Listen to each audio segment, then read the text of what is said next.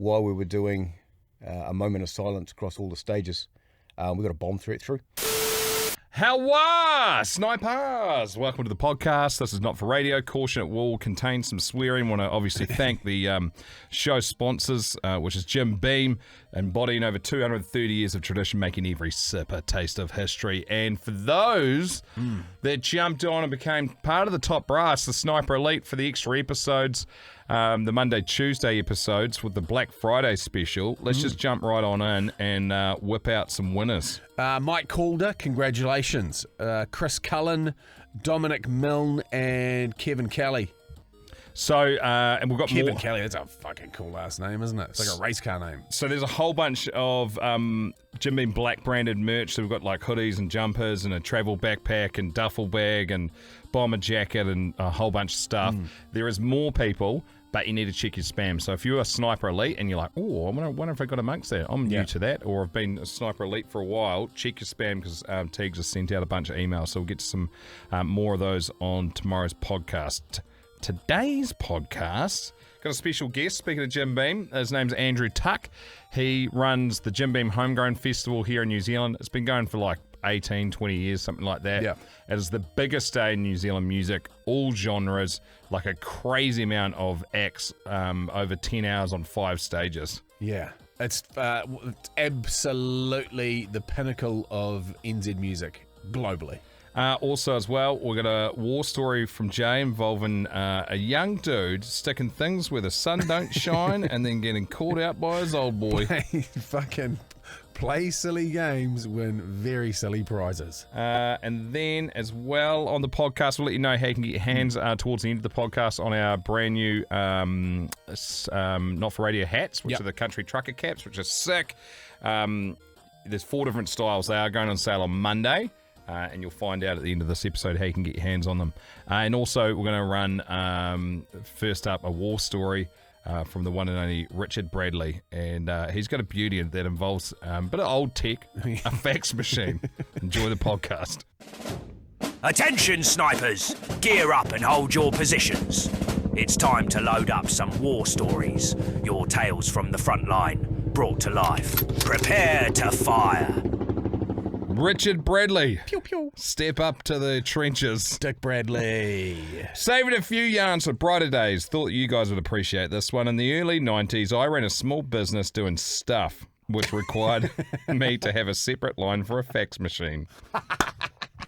Fucking fax machines are so sick. This was essential as I had numerous ongoing and outgoing contracts, etc. that needed to be faxed across. This was before email was properly available and an internet connection was dial-up and message boards only. Do people still have fax machines? Surely not. I don't fucking...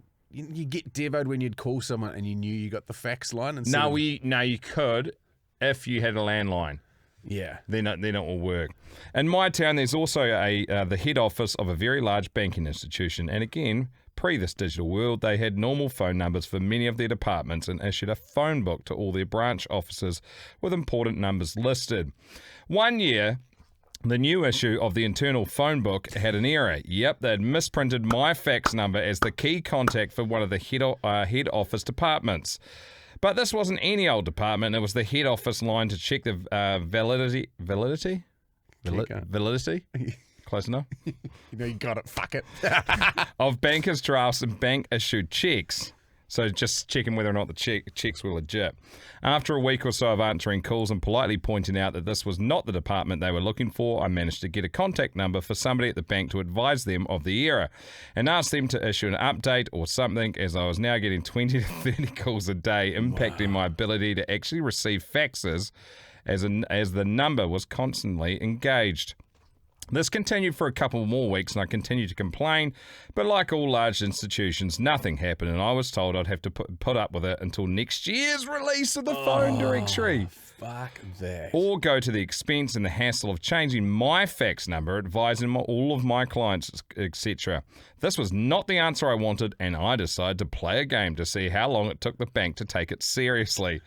The next call I took, The bank clerk asked me to verify the check/draft that they had been handed, that it was genuine, to which I replied, after banging a few drawers and clicking a few keys on my computer for effect, that no, that was not a genuine issued check, and that the teller should seize it immediately and send it to our head office for destruction. This was fun. And I continued to do this for every fucking call. But as weeks went by, nothing changed. Then I decided to up the ante. The next call that came in, I advised the teller that this check was part of a batch of that had been reported as stolen, and that the people involved in cashing these checks are known to be armed and become violent when the check was refused and seized. Oh, yes. And that the best course of action would be to hit the silent alarm to notify the police that they were in immediate danger of being attacked by armed thieves. Fuck, this is good. Even better, as they were a small branch, they should activate the robbery shutters, seal the bank area off with the bulletproof shutters that come down to protect the staff. I heard lots of sounds and lots of loud banging and crashing, I can only assume, which was the shutters going up and the alarm blaring before I hung up. This was repeated about 5 times that morning before magically my phone stopped ringing with this particular wrong number. I never heard anything from said financial institution. No one ever contacted me to confirm the number had been updated, not to ask me why half a dozen innocent people had been arrested/accused of armed robbery. I still have visions of poor old Mrs. Miggins, the 80-year-old pensioner, trying to cash a banker's draft as an insurance company or the like, had been taken down by a heavily armed SWAT team and dragged off to the cells to explain why she had been flagged as part of an armed robbery team. Fuck. I hope that made you smile. Go long, go hard, and up the MFN was. Well done. Yeah, great start. That's good, man. Yeah. Eventually, you just got to be like, fuck you, I'm going nuclear. I got somehow got onto an old number of somebody that was a regular person that I would get in touch with late at night. And just pepper them. How is she? It was always like, it was one of those ones that's like, oh, fucking, we'll get old mate round and fucking haven't seen him in ages. And so we just pepper them. And he's like, fuck off. This isn't the person you're trying to get. Because it would be, it would only be Late. Late. That's so savage. Yeah. Hey, done their head in. like we mentioned at the start of the episode, something a little bit different. I've got a bit of an interview. We're going to peel the lid back and have a look inside the brain of a bloke that runs one of the biggest festivals here in New Zealand. All right, snipers, today we're joined by a bloke who's basically responsible for some of the biggest good times this country's ever had every bloody summer. The CEO of Homegrown Events, the outfit, which is, for the international listeners, behind probably what is New Zealand's biggest music day every single year, Jim Beam Homegrown Festival. You are, I guess, the man that wrangles the artists, the crowds, the chaos, the fucking last-minute blowouts, which we'll get into, and just responsible for some of the most amazing times that Kiwis have had at a live concert for the last, 20 years, isn't it now? Yeah, we're going to our 19th year now, 19th year into Hamilton, so... Andrew Tuck, welcome to Not For Radio, mate. Cheers, bro. Well, welcome, boys. Thank you for having us. Have you ever thought for a second how many children you're responsible for? Yes, I have actually asked that question. We were packing up a couple of years ago and we found a stack of used condoms in different places, and we were like, so if we're finding them now, why haven't we found them the last 15 years? So, at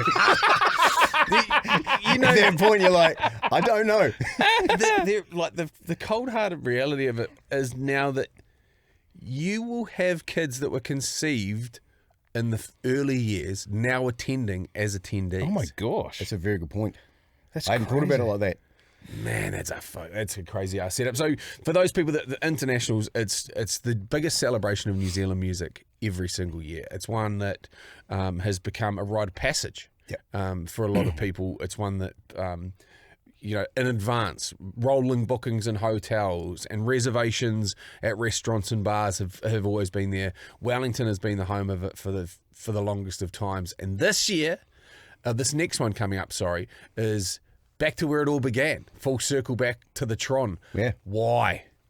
The biggest reason was that Wellington had become too small.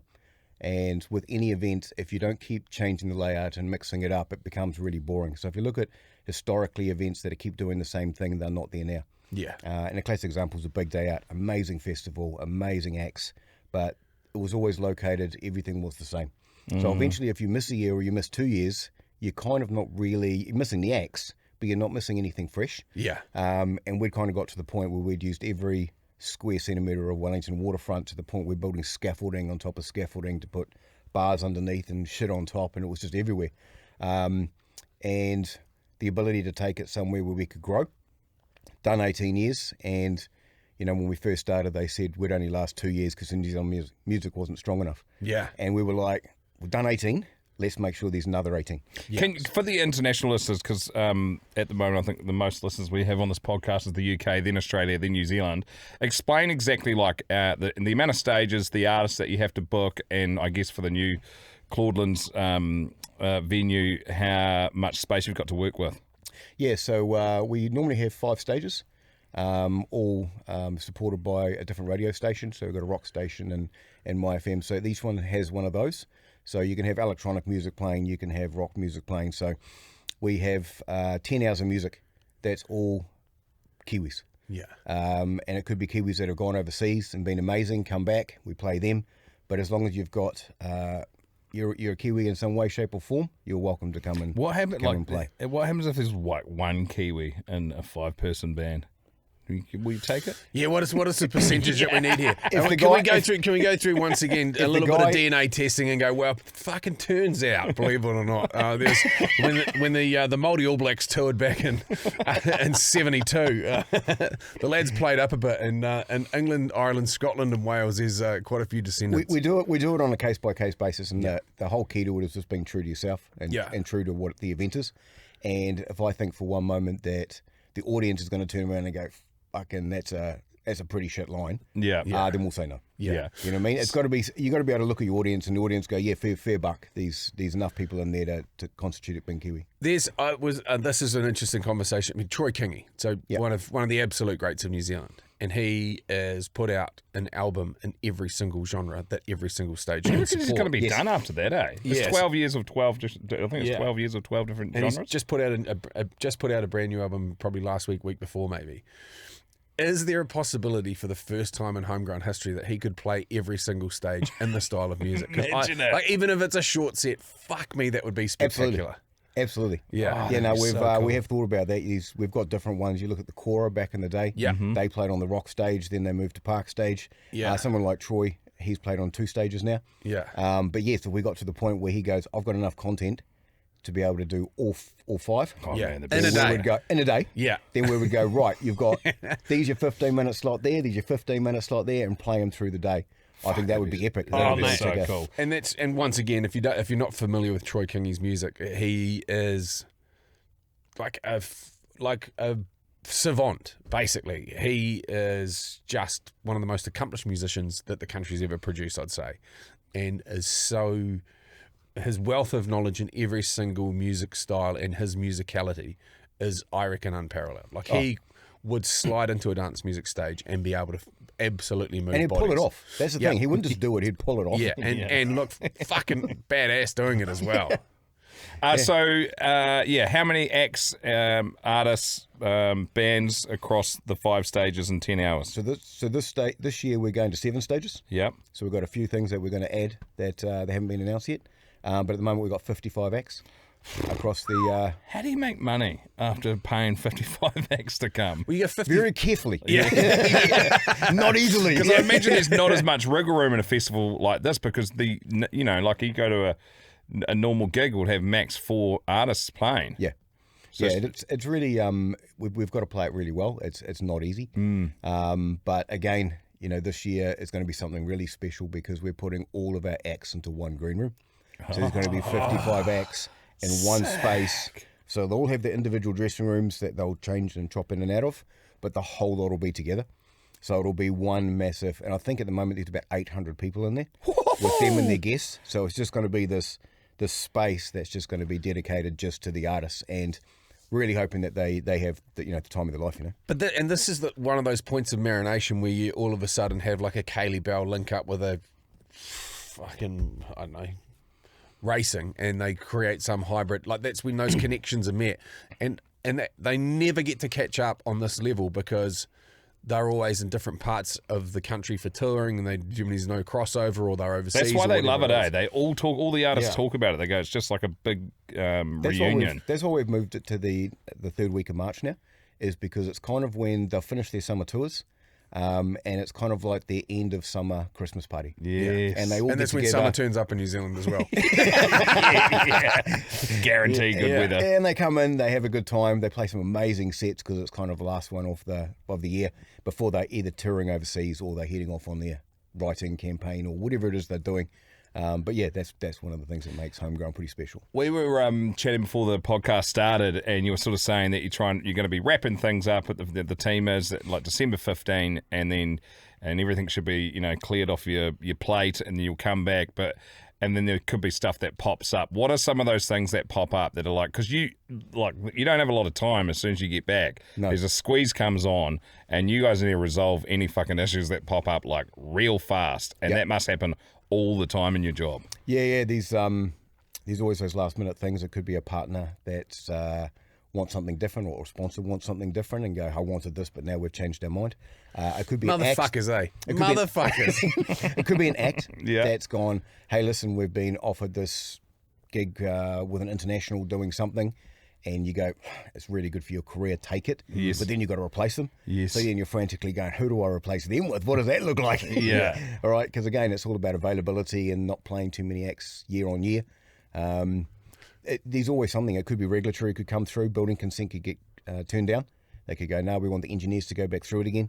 So there's always something. So many plates to spin. Like, probably one of the better parts of it is that it's outside of the chaos of New Year's. Like I was at Rhythm and Vines, also once again another rite of passage, and their entire soundtrack crashed in the gorge, and they fucking lost it the day before. Like that's at least you're outside of the shit fest of New Year's Eve, where if that was to be the case, or there was to be some catastrophic weather event which cooked all your PA and blew all your speakers out or whatever, you'd probably be able to get some, and particularly now being centrally based in New Zealand, where you can pull from Auckland, Wellington. Yeah, well, we have had the weather events thrown at us. We've had a couple of times. What was one of the most horrendous ones? Because I remember one where you got fucking turned inside out. Yeah, we had 150 to 160k winds on the Wellington waterfront on a Thursday, and we were just about finished, and I got passed by a portaloo. And I realised at that point that we were pretty fucked at that point. This is not going well. So we evac the site. We watched a 250 kg weight get thrown through the cab of a truck. Marquee legs snapped. It was horrific. It looked like a war zone, and it lasted for about 6 hours. So we had all the team in there. We were ripping marquee walls out, putting them back on, trying to hold this thing down. You got metre by metre foot plates that are jumping 20 to 30 centimetres in the air. So you've got people on pegs just bashing them back in the ground to try and stop this thing killing someone. And it kind of got to 3 o'clock, the wind died, and we're kind of looking at it, and the council came and said, look, you're done, it's finished. And the guy that I was working with at the time looked at me and he was like, I forgot to take out the insurance. These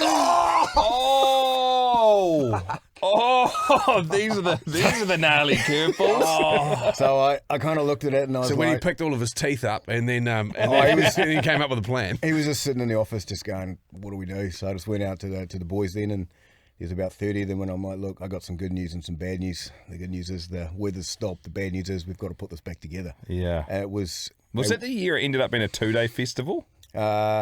No, that was another year. So it's happened twice. We've had it a couple of times. It's like hot.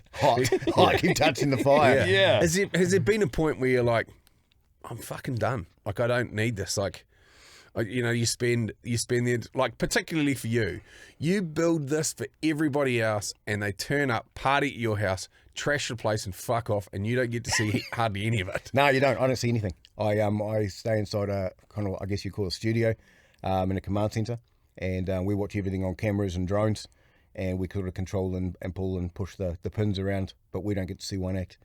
I don't see anything. Crazy. So for me, the biggest thing is... sounds glorious. Oh, yeah. Bro, seriously, anyone want my job? But yeah, I mean, you do it, and again, I quite often would love to get out there and look at what we've done. And, the tough thing is you only get to use it for a day. Yeah. We're on the ground building for 2.5 weeks. These 200 and something truckloads of gear come in, and you look at it and you're like, we've used it once, and then you pull it all down again and put it away and get ready to build the next one. But what you look at and what I get to see, and I try and do it at every event, is I'll go out and just watch the crowd.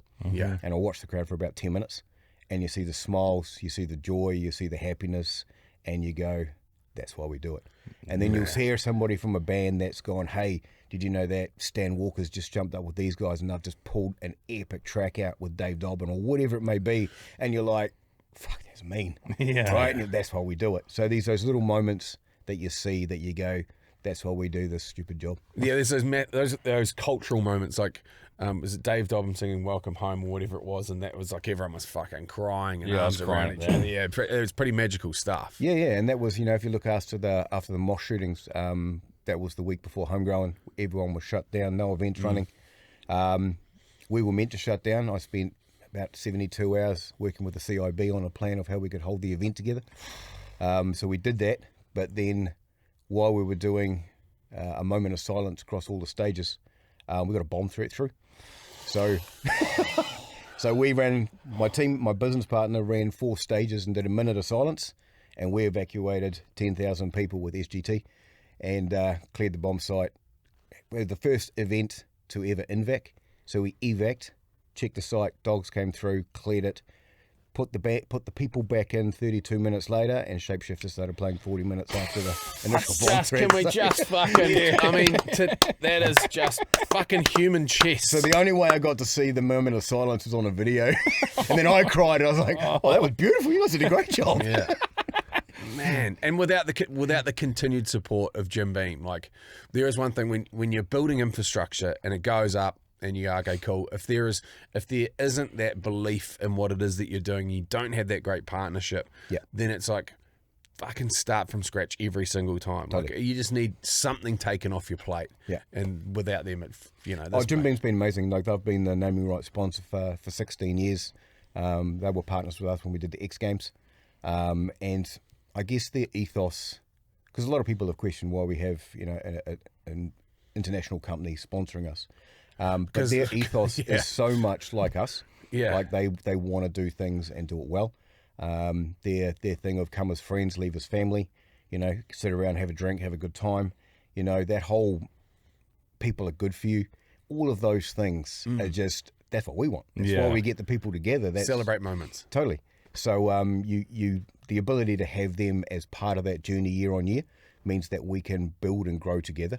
So we can go, hey, we did that this year. What about next year we do this? Not, are you still going to be around?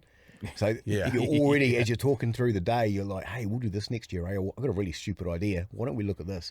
And you can do that stuff together and go, in 2 years' time, we want to have this accomplished. Yes. And it's really nice being able to have a partner that that you can keep on planning with. Not, are they going to be there next week? What do they want to do? Are they going to take this to another event?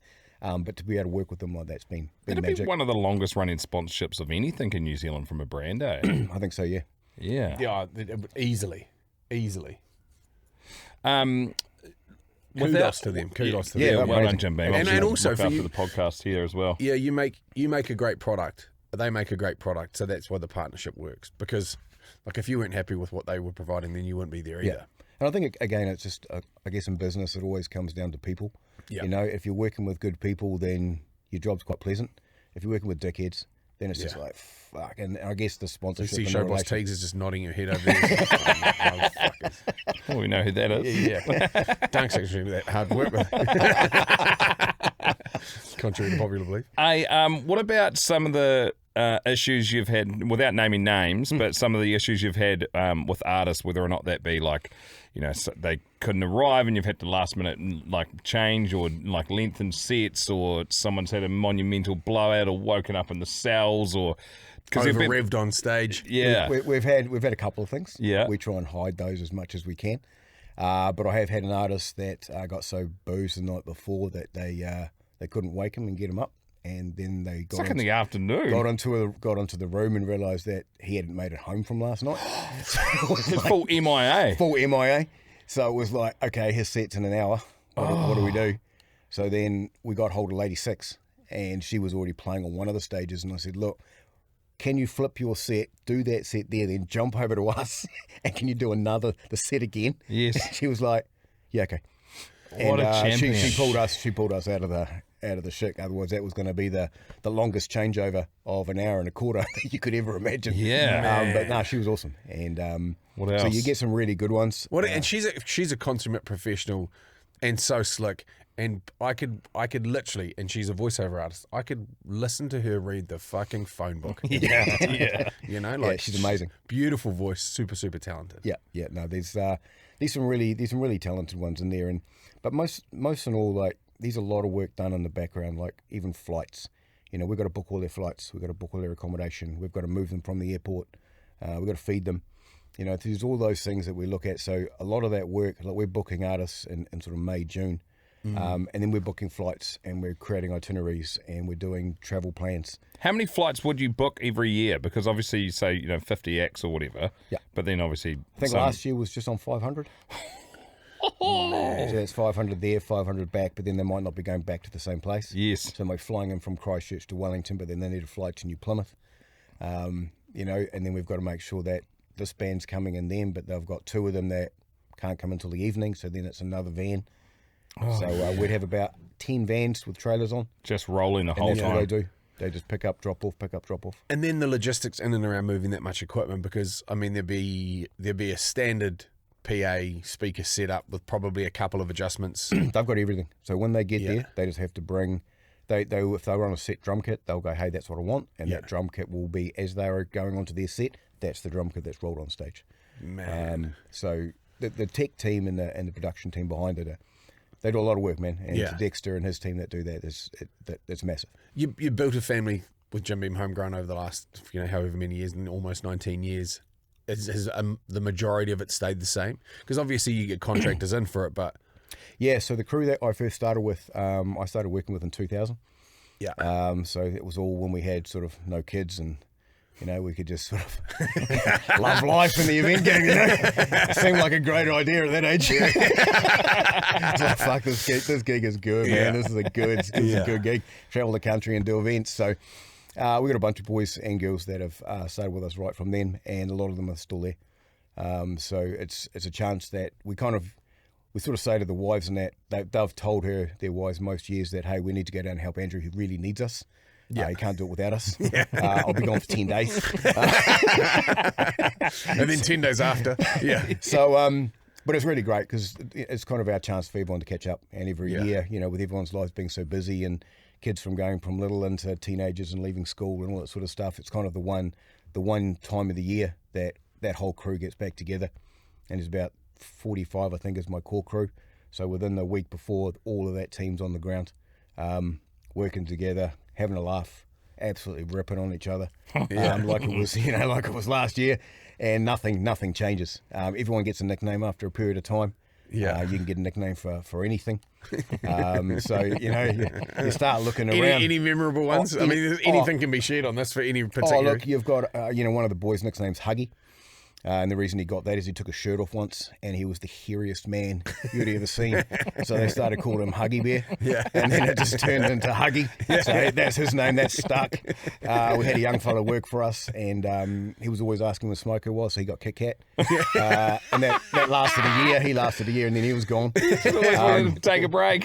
But if you look around the room, and when I introduce them, when we do our briefings for the whole teams, I introduce around the room, and I'm not thinking, these statue, giant, Huggy, mattress, bad. They've all got these nicknames. It's like, Bad. Yeah, that is the best nickname ever. He got even my mate Bad. Well, we used to do Coromandel Gold, and he got his nickname. He was a bit peeled coming back one evening after a few drinks with the lads, and he couldn't find his tent.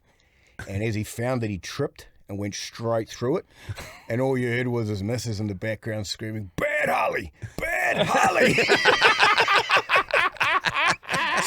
So he got his nickname, and it was like, everyone was like, how did he get that? And it's like, not the reason you think. Yeah. This is his missus ripping on him, so it was like, you can't take that away. It's just like, a good nickname will be from the smallest thing and stick like shit to a blanket every time, mate. Absolutely. Was there like, do you remember the point or that jump off point? Because everything starts as fun and games, and you're like, at some stage we're going to grow up, and then the job is the same. Yeah.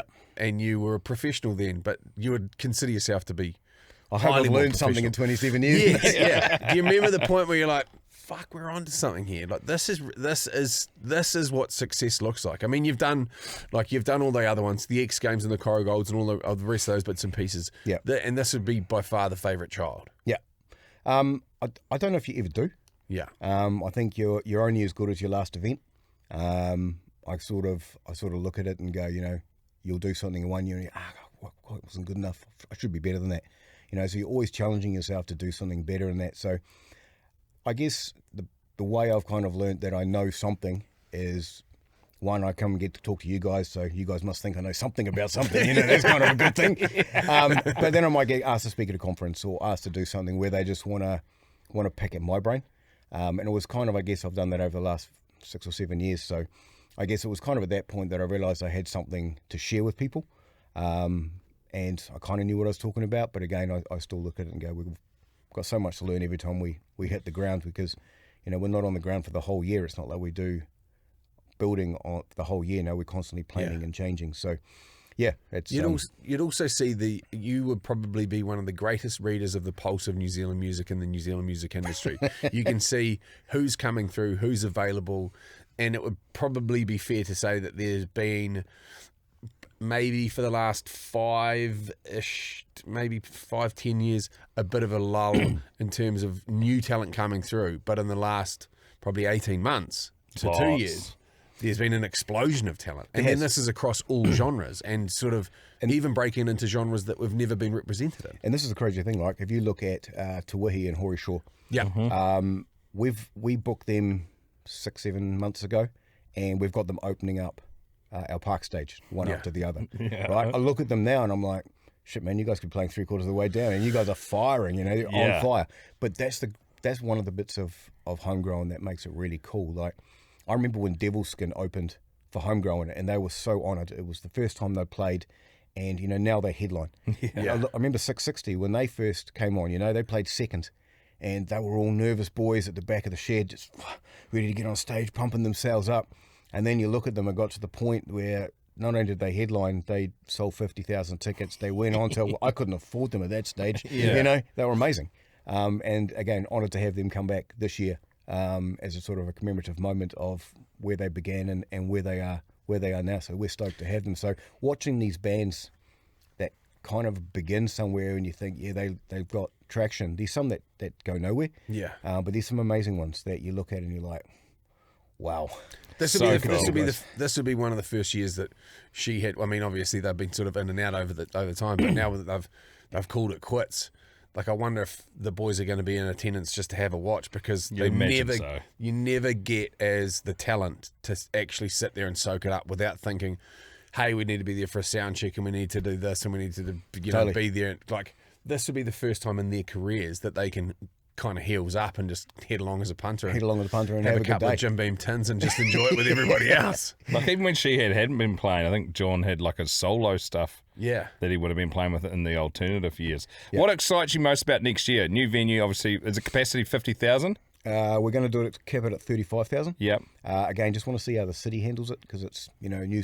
The city hasn't done really big events for a while, so we want to sort of put it in ITM 400 or something. So we want to integrate it into the city, make sure the city's ready. So the way that I judge a good event is, does the city want you back?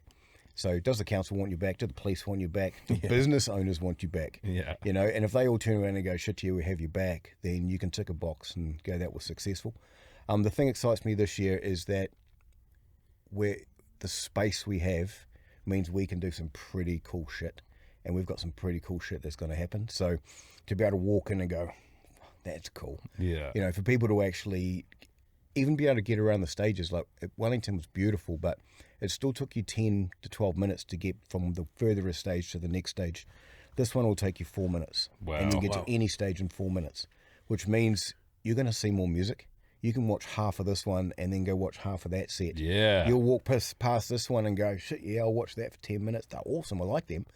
And then carry on to something else. So the ability for people to experience all different sorts of music is going to be better than it's ever been, and I don't know if there's anywhere else that will do it like we're going to. There's always, it's like the Da Vinci Code when you're trying to, you get the set times and you're like, rightio, we're just going to, maybe we'll catch half of this, and then that's a 5-minute transition over here, and it's like everyone else is overlaying their plans to yours, and I think you've got it wrong, and they're like, no, this is how we're doing it.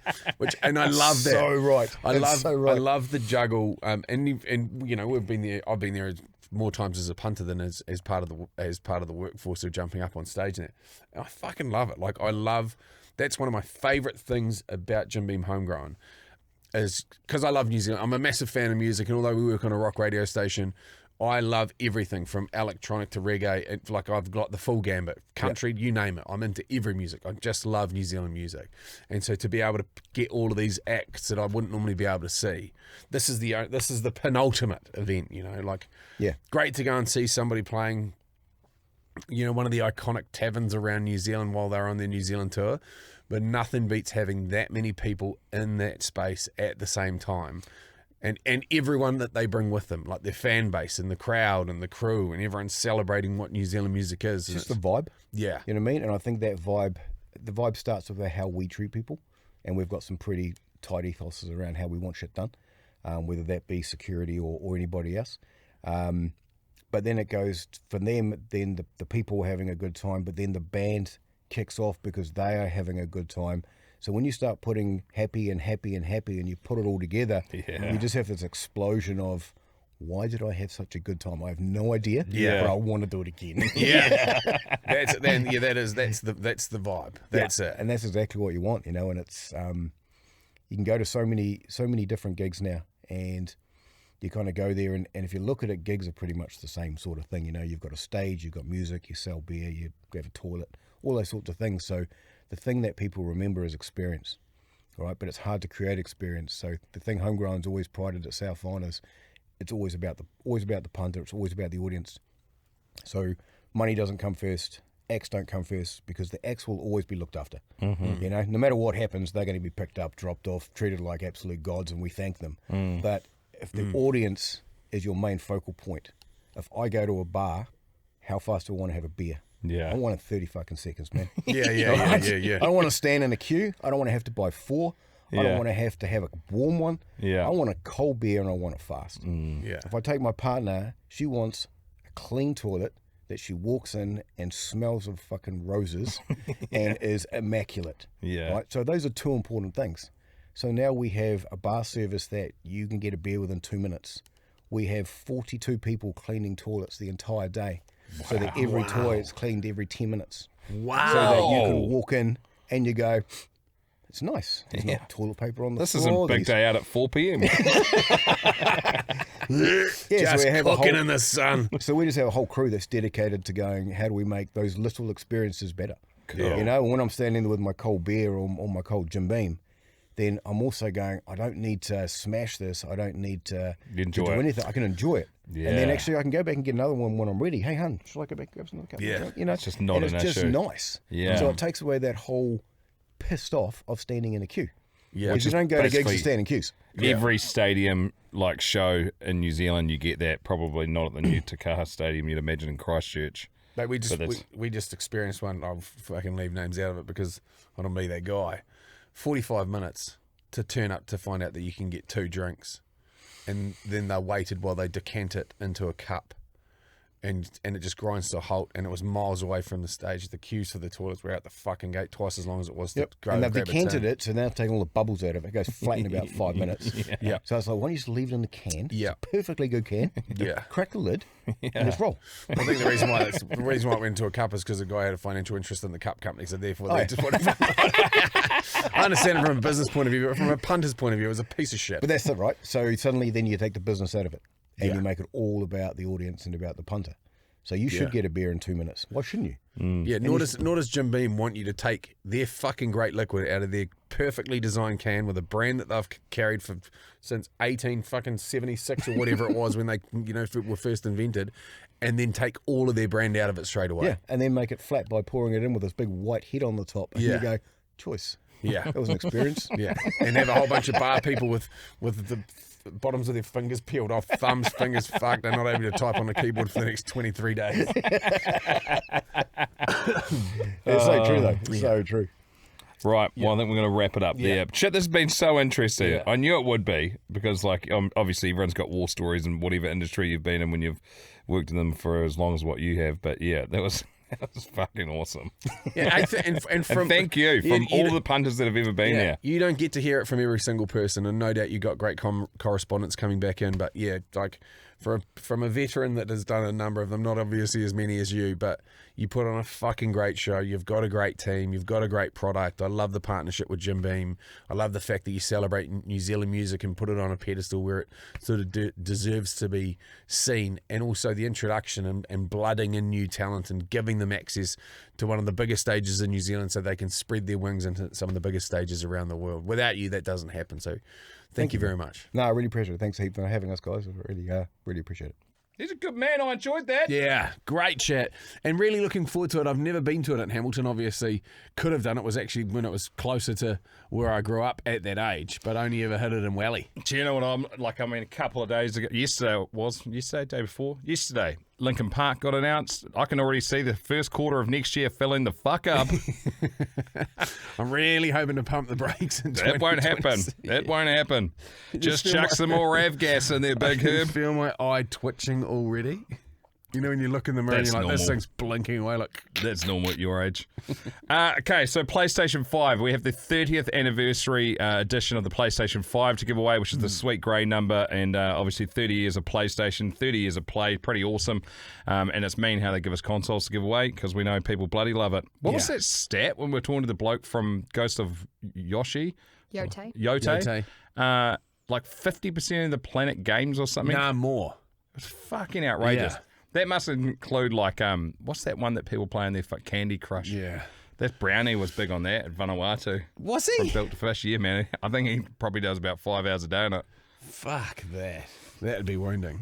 I actually got sent, I can't remember who sent it through to me, but appreciate whoever did on Insta, someone playing Colin McRae on the old school console. Stop it. Still going and still. They don't build them like that anymore. Maybe they do, I don't know. This You would 30 think. years ago. How's that? A 30-year-old console? Yeah, but you would think that it would be, you'd be like, oh, that looks fucking shitty, but it was still looks slick. Amazing. So we did ask you guys to send through some of your favourite PlayStation memories. There's been plenty. My favourite memory is pulling all-nighters with the high school mates playing Call of Duty Modern Warfare 3 with 4 screens and PlayStations around the room, Domino's boxes and a heap of Red Bull and Mountain Dew. Love it. Good on you, Ryan.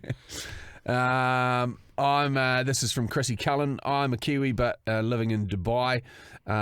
Favorite PlayStation memories revolve around Gran Turismo battles with mates until all hours of the morning on the PS2 when I was just a mere teen. Great times.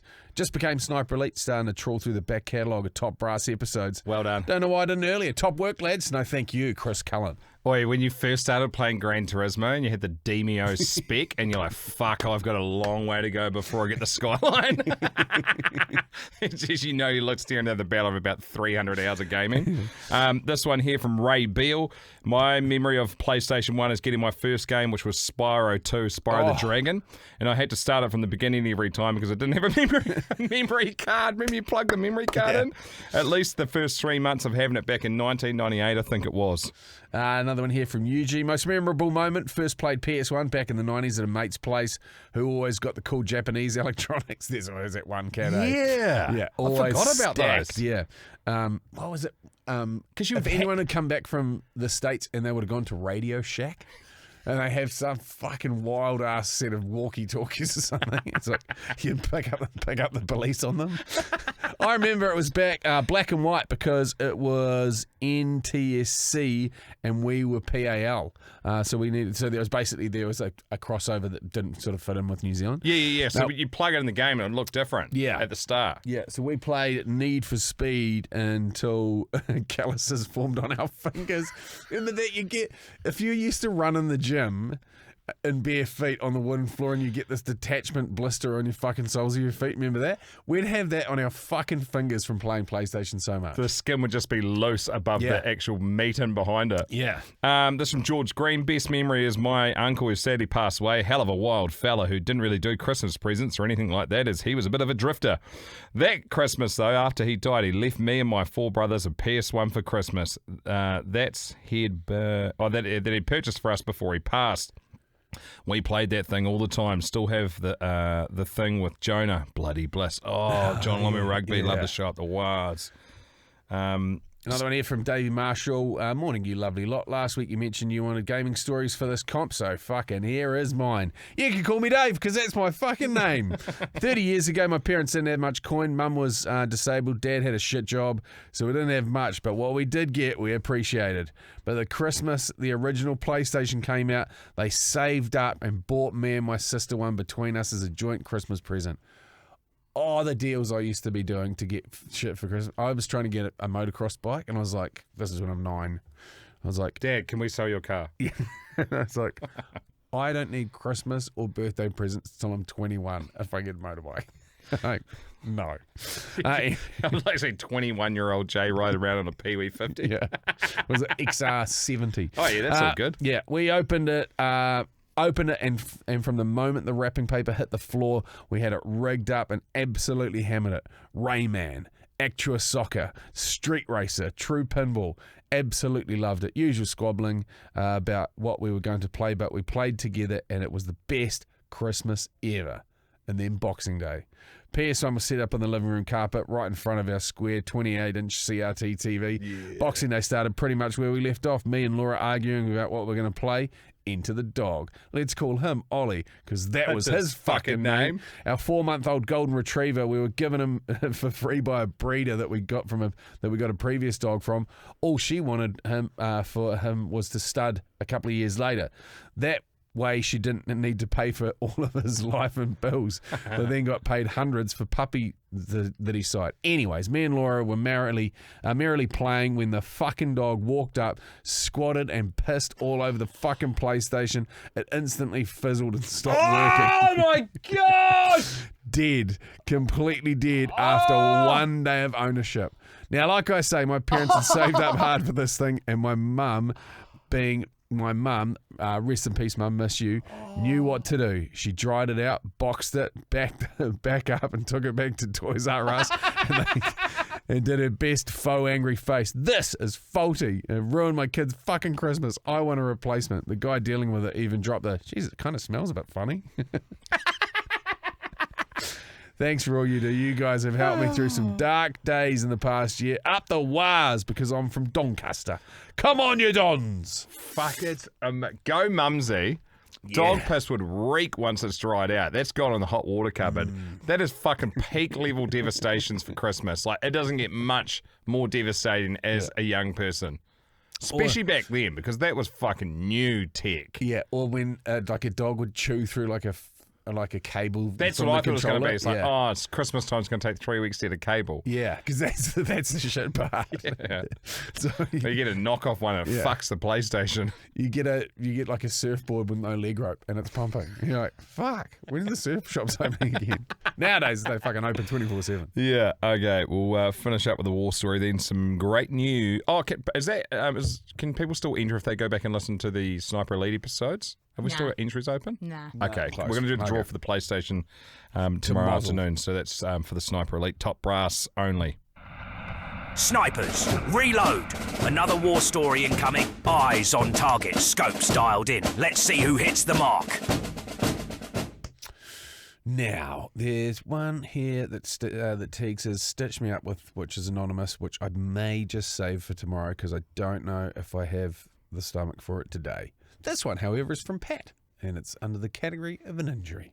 Hey, fellas, here from the east coast of America. Yeah. America. Fuck yeah. Saw an old post where you guys asked about crazy stories from first responders. Well, coming up on 25 years, I've more than my fair share. I'll send some more through if you like this one. Myself and my partner were working on an ambulance together. At the time, we worked in a smaller but very affluent town. Now, generally, when we would get a call, it would be over a loudspeaker after loud tones Lights all coming on. Not today, however. Our dispatch centre just came over the speakers and asked us to call them on the phone. That's very odd. My partner walked over, and while speaking with them, and the fact that we could only hear his end of the conversation, we knew something was up. He turned and asked if I wanted to be in the back for this call, even though it was his turn. Based on what I heard, it was a fucking hard pass from me. Now, perplexed, 6 other firefighters sat in silence, because over in the States, firefighters, paramedics, basically one and the same thing. Hand in hand. Yeah. 6 other firefighters sat in silence when my lieutenant finally spoke up. What the fucking hell was all that about?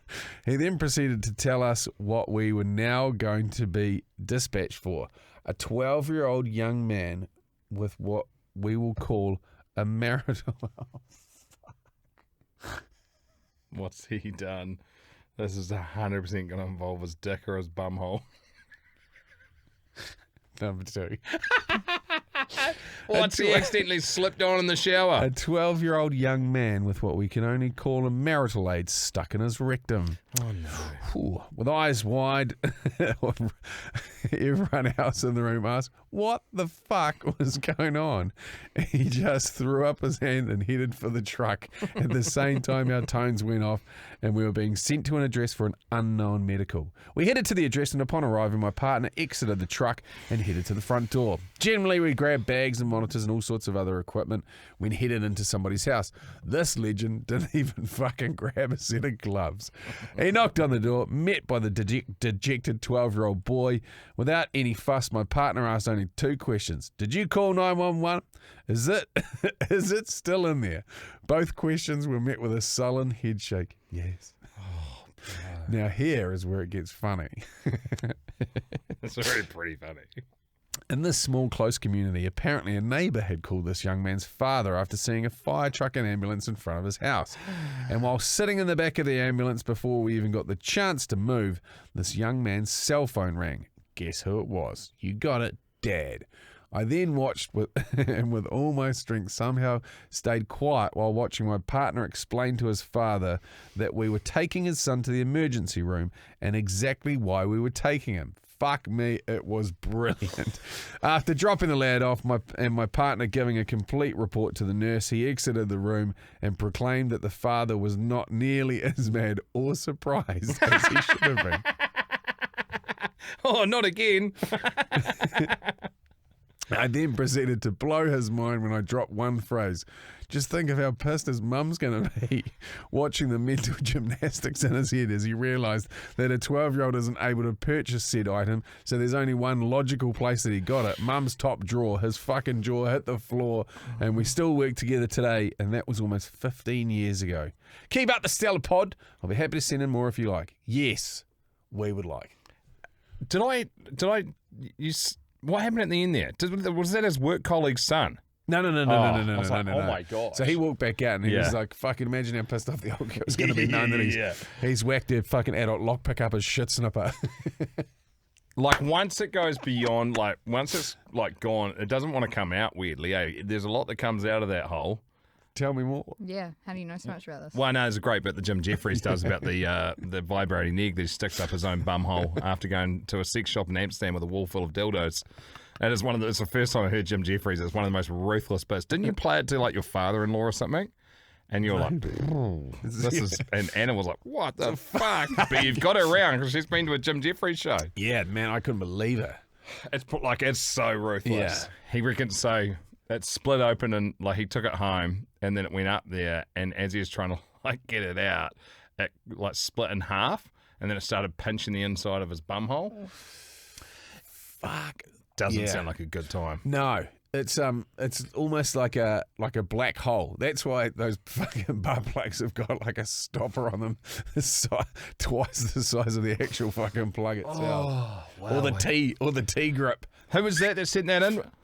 Someone from California. Yeah, that was Pat from the east coast of America. Good on you, Pat. Cheers, Pat. Well, yeah, absolutely send another one through. We love the first responder yarns as well. And we've likened the anybody in the armed forces that is sort of starting to drip feed them back in. I know there's more of you guys listening now that we dropped the PTSD gunfire from the war story intros. And also the the stuff that you think is really mundane and not that fucking interesting, we find fascinating. Yeah. Like, generally speaking, like there'll be people that have.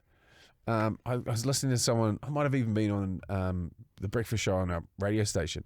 Some guy was an arborist, and he was lopping down some. Like and apparently happens all the time. So now off the back of this, there's a certain space that the chipper has to be away from any tree work. Obviously, you'd want the chipper at the base of the tree so the branches come down, you just fucking throw the thing in. But someone threw a branch in and it hooked his fucking abseiling rope and just fucking slowly pulled him down the tree and into the chipper. Oh my gosh. Yeah. And because everyone's got their earmuffs on, fucking playing dance music or whatever the fuck's going on. They didn't hear the bloke screaming. He just sat there just getting fucking chewed in the chipper. Oh, but he lived and he talked to the rumble. No. They were just recounting a tale. yeah, I okay. think it just ate up to his knees or something. Oh my goodness me. Fuck that. But, all that sort of stuff, interesting. Even random shit like wild shit that you've seen in like freezing works or like, fuck, you name it. Like if you click on any of our episodes, you can click on the link tree. There's a place to send us a voice memo. So if you've got any little thought starters or something pops into your head after listening to an episode, we actually would love to do an episode feedback one where we play your voice memos. Because it makes it more real for us knowing that you guys are listening to this. We love hearing from you and girls. Yeah.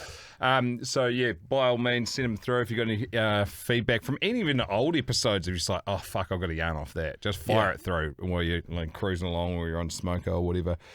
So, hats, everyone wants them. Yes. We get it. They are going to go fast. If you want to have the best crack at getting the 4 styles of Not For Radio hats, the photos have been taken. The website is now live. They will go on a private page that you won't be able to find unless you're listening, you're a subscriber, paid subscriber, Sniper Elite on Monday. Yeah, well, basically, we will be doing more, but that's the first bite of the cherry, which is kind of the way that we've always been trying to run it. If you are Sniper Elite, then you get first bite of it. And that's not to say that they won't all sell out. There may be some left, but I would assume, judging by the volume of messages that I'm getting at the moment, I'm fucking peppered. Because now people have seen the hats out there. Someone stole one from the studio yesterday. Yeah, from the band Coterie, which Are you is serious? great. Yeah. Oh, Yeah. God. Yeah. That's so rude. Yeah. I thought it was funny. I'm not laughing. No, you're not. I'll hunt them down. Watch out, How big are they? I'm coming for you. They got a good following on Instagram? They're massive, yeah. Wow. Massive. Well, that's They're going to good. be crushed by me. Yeah. Grab one of these ones. The little the camo ones. Yeah. Nice. Hey, massive thanks to show sponsors, Jim Beam from Backyard Get-Togethers to the post-match bevy, Razor Glass to good times and great company with a bourbon that's best enjoyed together, the world's #1 bourbon, New Zealand's #1 spirit. We bloody love having you a part. Yeah. You know what? You know what I'm thinking right now? This is a bit of spitballing. This is where Teague starts to shuffle and share a little bit. We had the boss of Jim Beam Homegrown in yesterday. We sponsored. No, it's on no, this, no. it's on this I mean, episode. today, it was recorded sorry. yesterday. Yes. We had the boss of Jim Beam Homegrown in with us on the show, and he's fucking obviously got the master key to the place. Why don't we just have like a fucking little Sniper Elite fucking Jim Beam pre-party and fucking head along? Well, I like party. You got me a party. Yeah, Oh, you mean sweet. for Jim Beam Homegrown? Yes. Oh, yeah. Yeah. We'll just get some. You can get some organise that. Sniper We'll see Elite. how that Perfect. goes. Radio Teagues. We're going to be. No, it's not going to happen if Jay's touching it. Have a great rest of your day. Appreciate you for choosing us and spending time with you. Some crazy Spotify wrapped stats coming out, which we'll cover off in the show tomorrow. Also, speaking of people with huge Instagram followings, man, you won't believe how many followers this person has that my sister had a bust up with at a random town at 3 a.m. in the morning at a shop. What? Mega didn't know who it was. Turns out they're very famous. So that'll get a mention on the pod tomorrow. What, she? Okay. Didn't throw fists or anything. Yeah. Just No. fucking had a bit of a screaming match. Well, yeah, I think it was one way more from the famous person. Really? Yeah. They got the wrong end of the stick and just fucking unloaded. And since watching a few of this chick's videos, I'm like, she is a handful. That's awesome. Have a great rest of your day. Go well, go long, up the wires.